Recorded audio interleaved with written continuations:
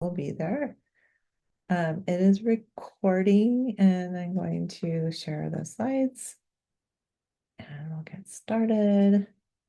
So today the focus is on fluid. Let's go back to the first slide. And this is a perfect time for us to discuss weight because so much of our body is fluid.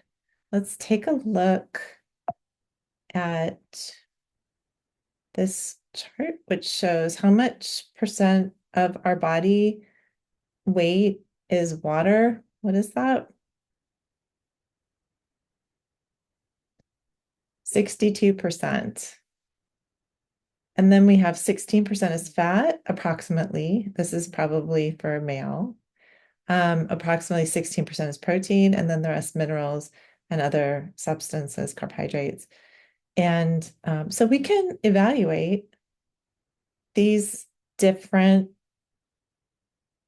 percentages or body composition through the things that you mentioned in discussion, skin fold measurement, that was the skin calipers. We can do underwater weighing, bioelectrical impedance, which is very easy to do. It's affordable, it's mobile. I have a bioelectrical impedance machine I use with my clients, and it will give the weight, the percent protein or lean muscle, fat, body age, and then the energy expenditure to maintain that weight. So this is, for my students that are interested in nutrition or exercise coaching, this bioelectrical impedance is a good little tool. You mentioned DEXA, so the scan and air displacement. These are all ways we can assess body composition. Here's our skin calipers. This is the bioelectrical impedance, the DEXA scan, and then our underwater weighing. So fat. Fat is it helpful? It is essential. It is critical. We need fat to survive, and we need certain percentages to stay in decent health. Men, it's about 8 to 19%. The lower number is more for our athletes. 3% is essential for survival, and for women, it's about 12% is essential. If it gets less than that, you start losing your critical body functions, hormones, we need, for reproduction. So, what's considered healthy for women is about 21 to 32%. And we all have something, it's sort of like you've heard the theory about set point. There's not an exact weight that our body or exact fat percentage that our body's going to always go to, but definitely our DNA, our environment can kind of push us in a certain direction. And so that's along the lines of a set point theory that the body just kind of wants to go toward 21 to 32%. So anything less than that is not going to be very sustainable. It's difficult to try to outmaneuver the set point. There are things that you can do if you find that, okay, my set point is obese, then the strategy would be to change lifestyle, to lose weight really gradually, and then plateau, give the body a chance to reset, and then drop another few pounds until you get closer to what's considered the healthy weight. Because losing weight too quickly doesn't allow the body and the brain to adjust, which makes the brain think, our primitive brain, like we're in a famine. So we better hold the weight. Let's not lose the weight. Let's bump up our insulin and cortisol levels because we're stressed. And so the best thing we can do if we're trying to sort of bypass that set point is to do it gradually and in a way that our brain doesn't think we're in a famine and we need to retain that fat. So my clients say to me, I'm so frustrated I plateaued. And I say, no, that's really good. You want to plateau, hold that space, let your body get used to that, and then try again if you need to lose more weight, depending on your health situation. So let's take a look at where fat is located and how that impacts health. And this is sort of a cartoon, but there's some theories that show that depending on where the fat is distributed, that it could be more or less harmful. Um, so people who have more of this apple body shape, like this, there's the apple, would have their visceral fat. So that's the fat underneath, deep in the around the organs, visceral fat around their critical organs like the heart, the liver, the kidneys, and that's going to put the person at risk. So this is more this apple shape. And then you have this fat here. This is subcutaneous fat. And this is important. We all need some fat. Um, and there's also, we say like the pear shape. And it just so happens this pear is more associated with females than males. And it's kind of like a little bit bigger around the hips. The fat's a little bit lower. The visceral fat is a little bit situated lower. So it's tends not to be around this critical heart and lungs and livers, just a little bit lower. And it's the visceral fat that is connected to chronic disease. So here's our female model here with, you see the pear shape.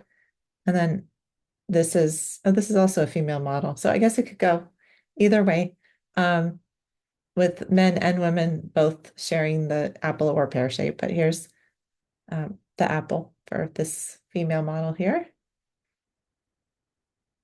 Um, Interestingly, these are both female models, but they mention the gynoid type, female type, accumulation of fat in the hips. So this is more that pear here. And then for the male type, we have the accumulation of fat in the abdominal area. So that's more the apple. But let's not worry about gender. Just know that both shapes exist.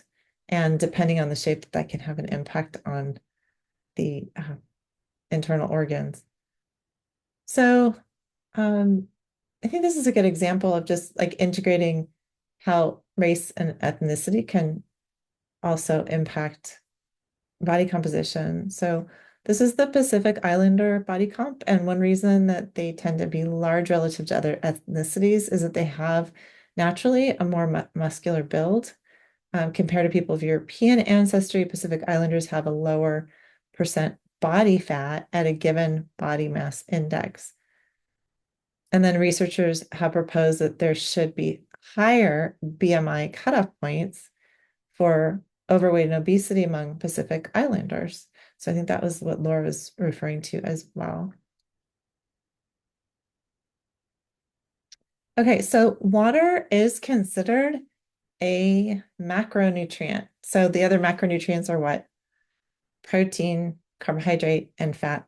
And this one has 0 calories. It comprises about 50 to 60% of water, of the body, water in the body. And it's the simplest macronutrient. It's 2 hydrogens and an oxygen, H2O. Our body is made up of mostly water, 50 to 60%. It resides in a variety of places.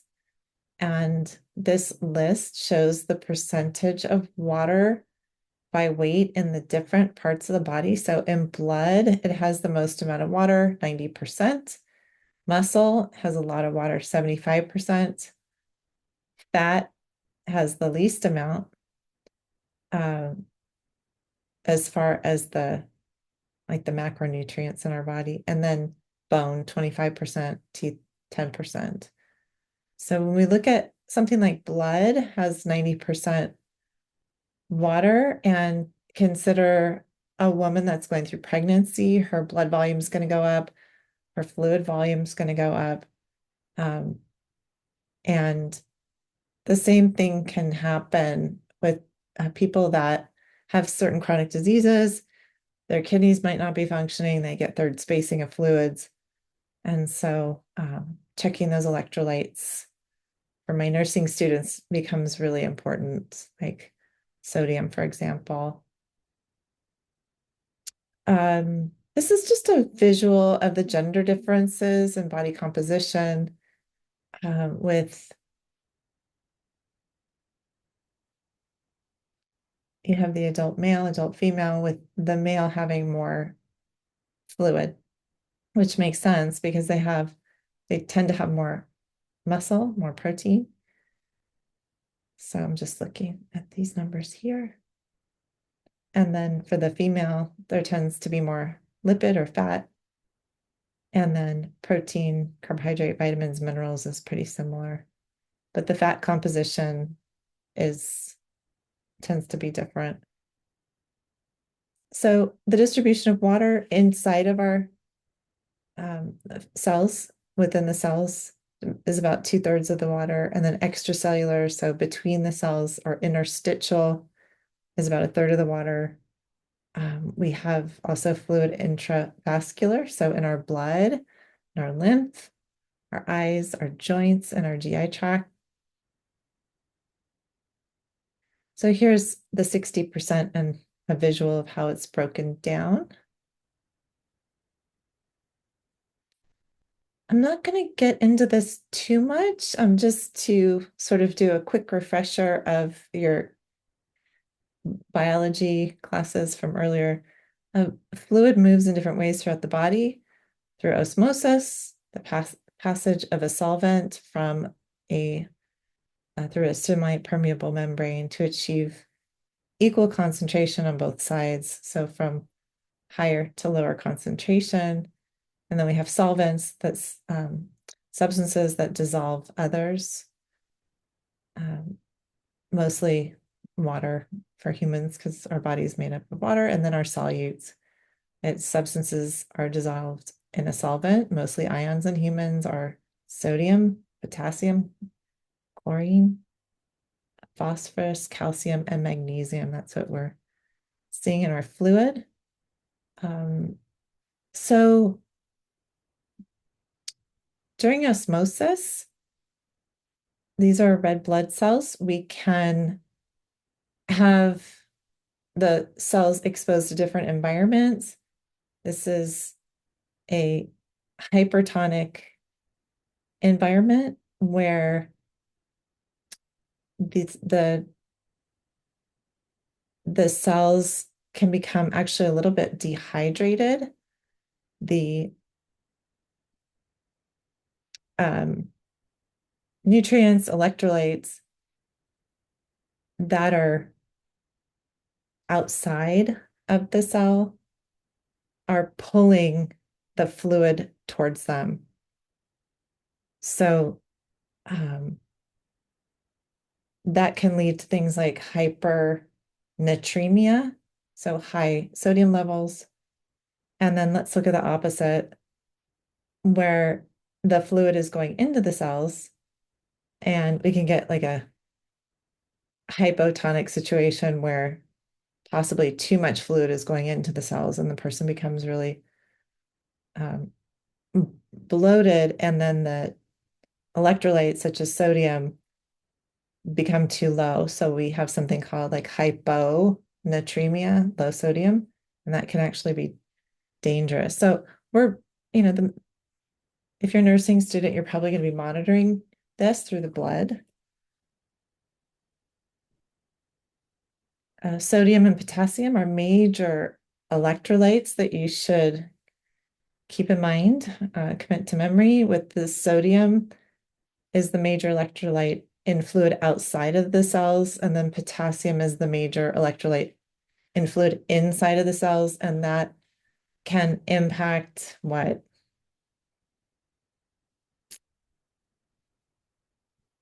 The heart. Potassium has a tremendous impact on the impulses to the heart. So that needs to be, potassium really needs to be in proper range. Okay. So fluid impacts body temperature. This is normal, 98.6.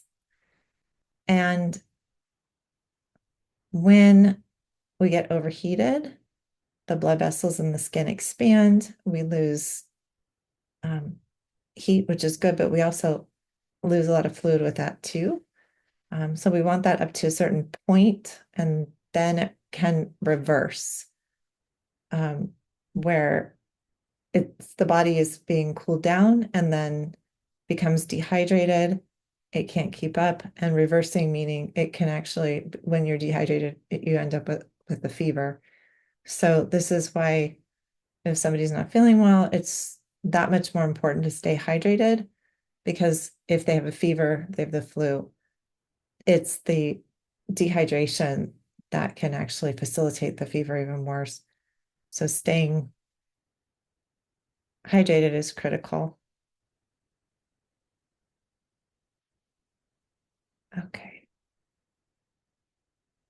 Okay, the functions of water. It's a solvent. Many chemicals can dissolve in water. Um, so that's going to help with the chemical reactions, uh, metabolism. It carries nutrients and waste. So consider like the kidneys. I was mentioning myoglobin. And, after a hard race or workout, you might lose some myoglobin from the muscle, and it's toxic. And so the fluid makes a huge difference in sort of filtering out some of the waste. It helps with the metabolism, the chemical reactions. It's a lubricant. It acts as a cushion for our joints. It's necessary for our saliva and mucus, regulates body temperature, and I mentioned the cooling mechanism. Okay. Acts as a buffer. And here's our pH scale. I'm going to take you through a couple of them I shared with you last week. Normal body fluids are around 7 right here. Blood, water, and milk around the same. When we go down in pH, so more acidic, we're getting closer to vinegar, lemon juice, gastric juice is a 2, and then battery acid is a 0. So gastric juice being incredibly acidic, low pH.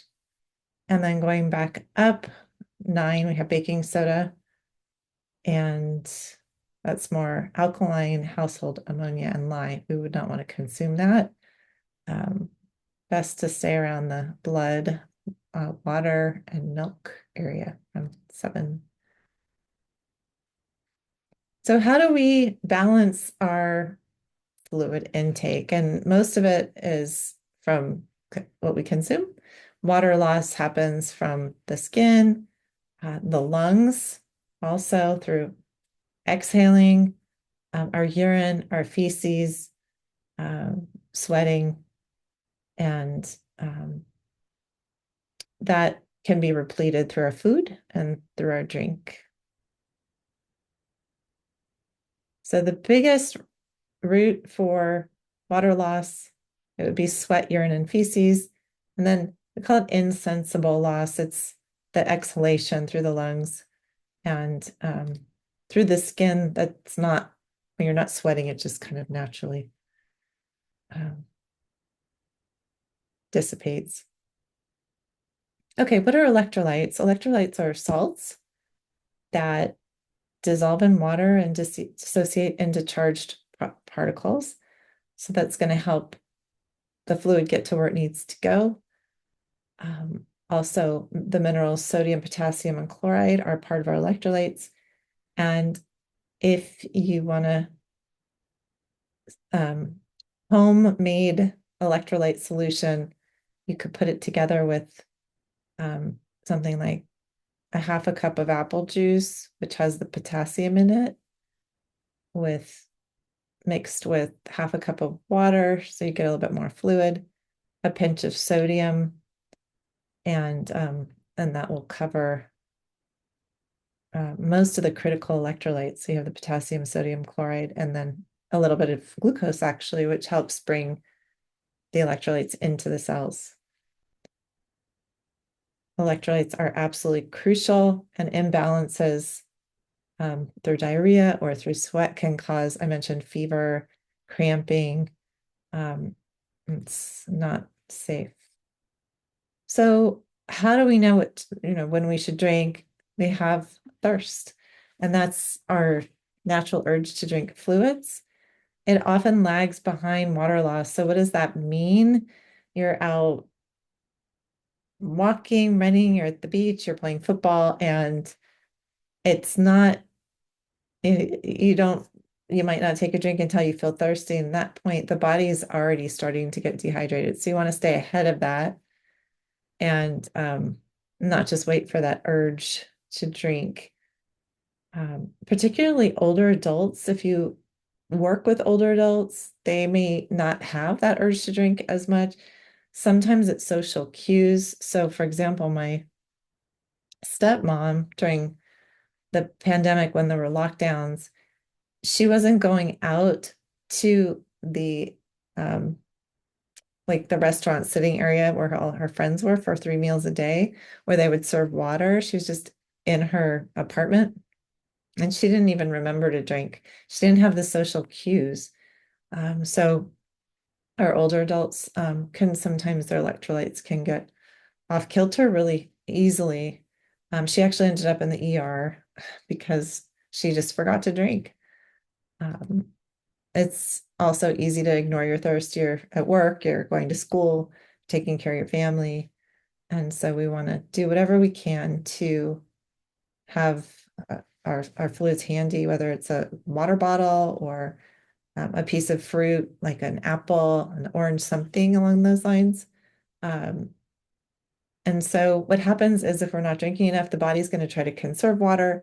It's going to release antidiuretic hormone, which conserves water in the kidneys.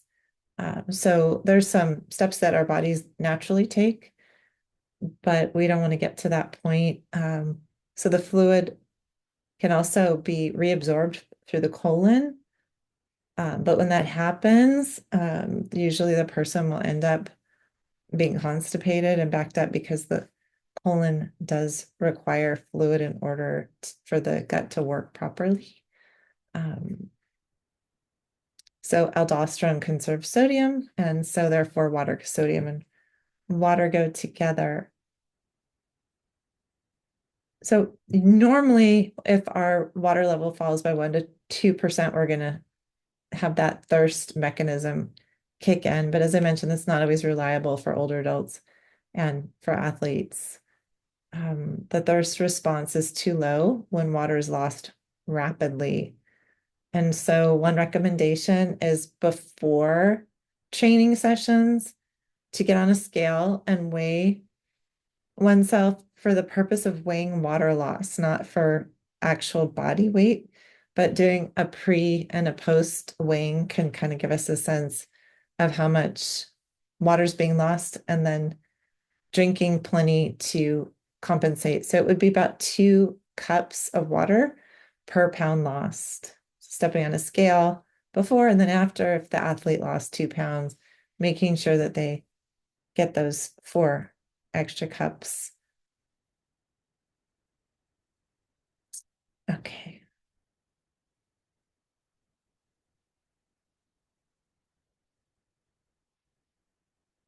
So we have the water input, regulating water intake, and the brain has involvement in stimulating our thirst center. Maybe we're thirsty, our mouth is dry, and the person drinks. And then the water leaving our body, it's the pituitary gland in the brain. And then if the blood, the antidiuretic hormone is released, then the water gets reabsorbed. If antidiuretic hormone is lower, then the fluid can leave the body. So it's this very delicate balance. And that also ties into blood pressure. So especially my nursing students, you're probably familiar with like diuretics and how that can help get the water out of the body, which is what we want when we have issues with blood pressure or third spacing of fluids.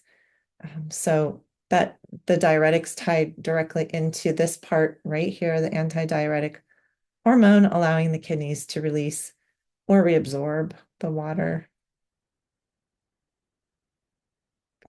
This is a table in your book. I'll let you go through it at your leisure, but it basically shows all the different adverse effects of dehydration, including thirst, and impairment in exercise temperature regulation. So I mentioned also with the fevers, it impacts the pulse, blood pressure, the respiratory rate, and then also muscle cramping, which we want to avoid, and going into even possible kidney failure. If, for example, I mentioned like the myoglobin in the muscle is being released, which is a normal situation when somebody works out really hard, but with the lack of fluid sort of rinsing out this toxic myoglobin, there can be, it can lead to damage to the kidneys. So I'm going to take a moment. I know I've been talking a lot, so I'm going to take a quick minute and share with you a video on rhabdomyolysis, which ties into the kidney failure and then the adverse effects of dehydration during sport and the critical importance of serious hydration if somebody is going into this rhabdomyolysis, which I want you all to be educated about because it happens in healthcare settings, it happens athletes, it happens to people that just work out really hard that are not conditioned for that. So let's go over here for a moment to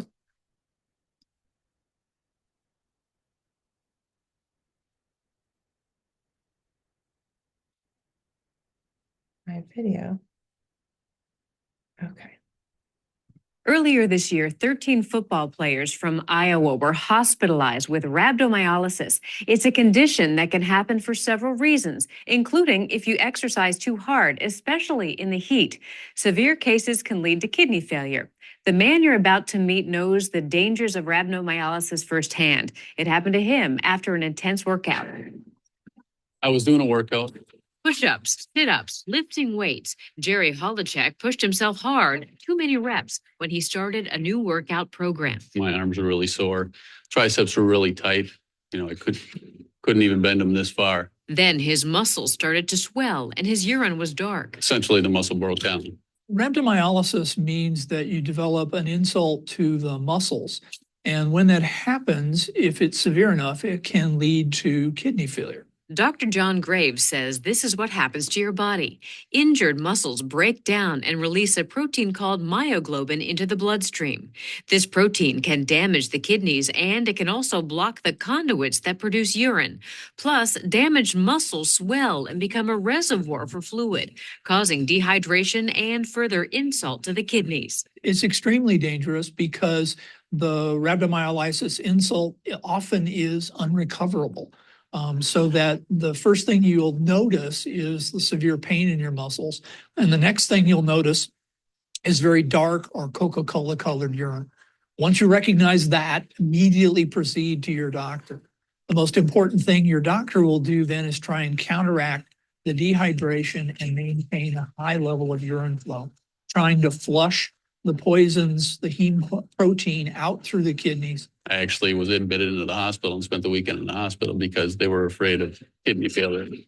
After treatment, constant IV fluids, Jerry recovered. No permanent kidney damage. Now, almost 3 months after his illness, Jerry is getting back into an exercise routine. I'll just gradually go into it so it doesn't happen again. Dr. Graves says rhabdomyolysis from working out is pretty rare, but it is important to know the signs and symptoms. Other causes of this condition include muscle trauma, as in an auto accident, and drug and alcohol abuse. For Medical Edge, I'm Vivian Williams.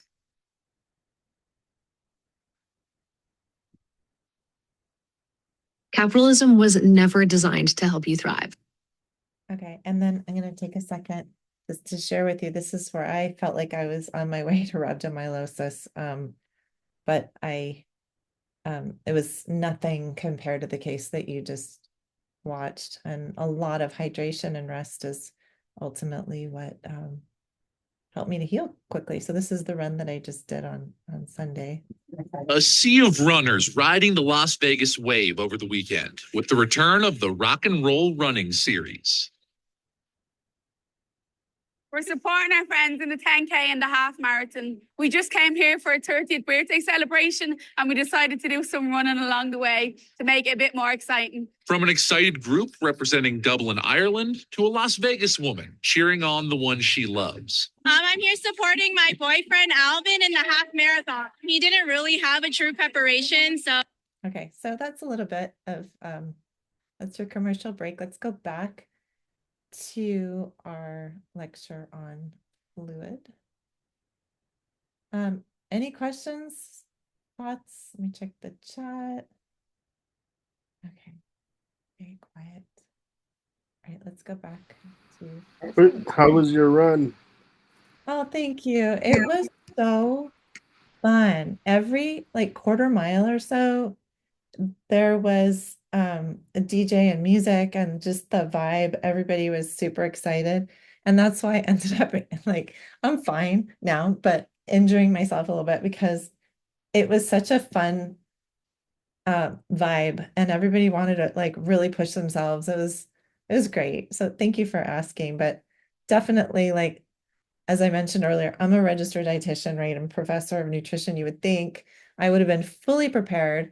And I just didn't hydrate enough. And then right after I didn't hydrate enough. And I should know better, but it's really about behavior change. So now I need to take that extra bottle of water, the extra electrolytes with me and learn from my mistake. Because that was pretty rough. What's that, Danny? Liquid IV.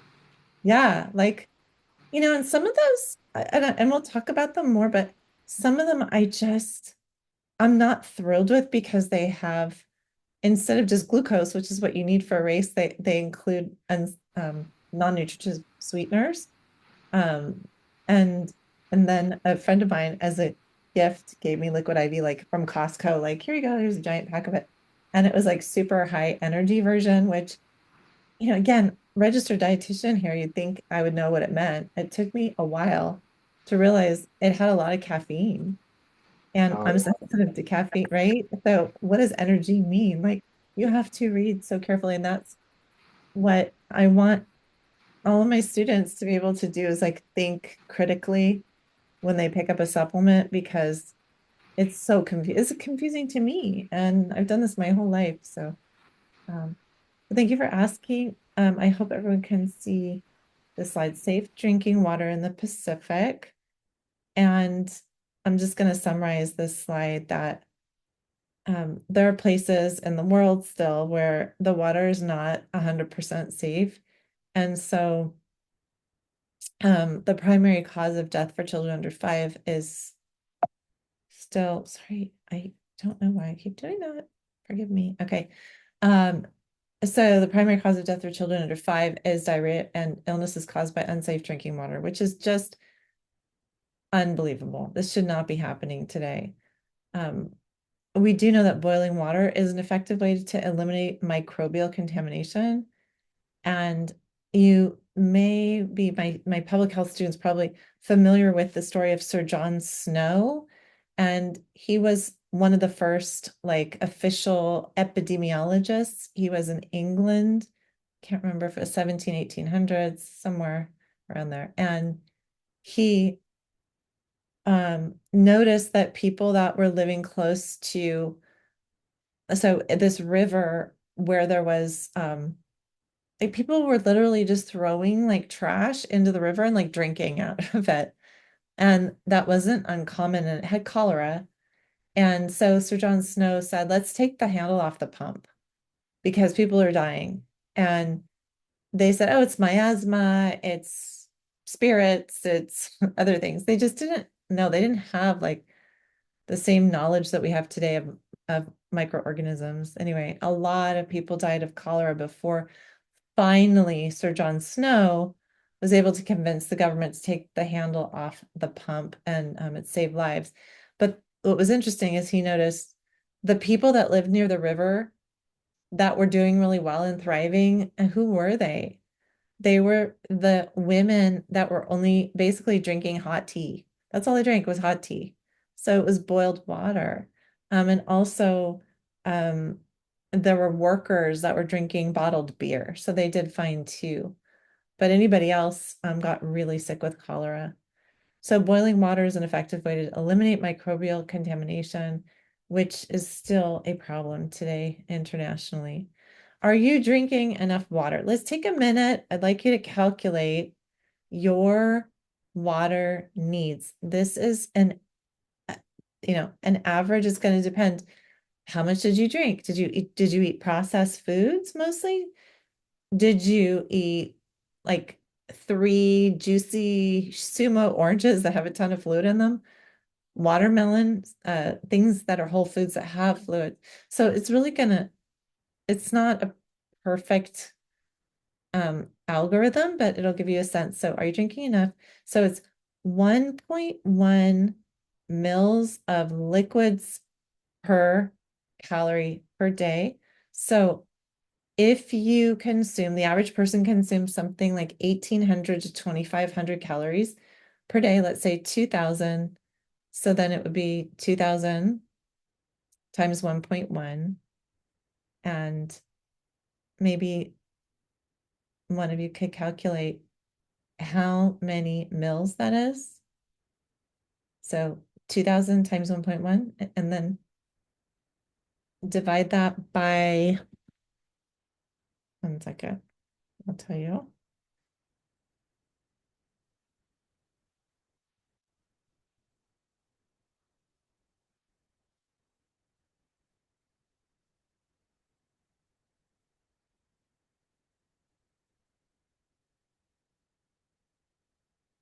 Divide that by 236.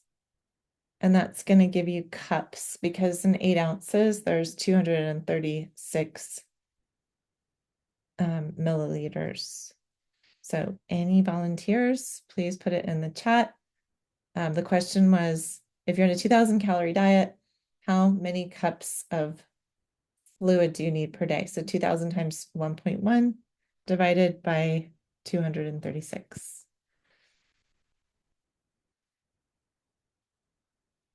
Okay, so for men, it's going to be about 3.7 liters per day, or 15 cups. And then for women, it's 11.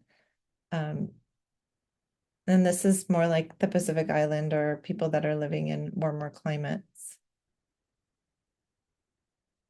The water content of foods, as I mentioned, things like fresh fruit and vegetables are going to have a lot more water content. So tomatoes, lettuce, we see oranges, 87% water. Let's go down the list. So things like butter and crackers and shortening. Butter has 16% water, crackers 4%. So potato, 75%, apple, 86%. And again, more of the whole foods are going to get more water content. Is it possible to get too much water? And the answer is yes. It leads to an electrolyte imbalance. And that can affect the cardiac rhythm. It can affect the spacing of the fluids, so getting that third spacing. So it is possible. Sometimes I'll see athletes walking around with like a gallon of water because they're told drink as much as you can. And it's not safe. It's one of those things that if a little is good, more is better. That's not the case with water. So we're trying to get to that sort of sweet spot with hydrated. The urine is the color of lemonade, and if it becomes the color of like apple juice, that's too concentrated. If it's lemonade, that's just right. But just consuming based on, my trainer said to drink a gallon a day, not a good idea. Like you need to really calibrate it with your own body, the climate, things of that nature. Okay, so excess water without adequate salt can lead to hyponatremia. I mentioned that before. That's low blood sodium, and that can be very dangerous. It actually affects cognition. It's hard to think clearly. I'm going to let you read this case study on your own. It's in the book, but basically it's the case of a woman that drank too much water and very dangerous situation, and she passed away. And then I'm going to let you take these 2 quizzes on your own. I'm going to stop this. I'm going to stop the recording.